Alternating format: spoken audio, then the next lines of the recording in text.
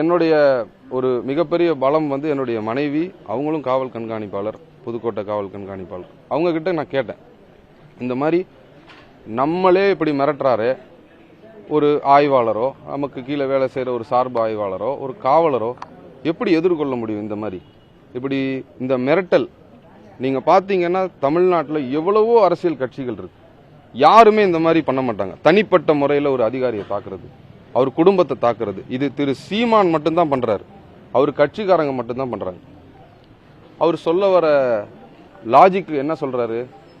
என் வீட்டு பெண்களை தாக்குனாங்க, எங்க அம்மாவை பேசினாரு, பேசினவங்க மேல அவரு நடவடிக்கை எடுக்கணும், நீங்களும் கடந்து போகணுன்றாரு.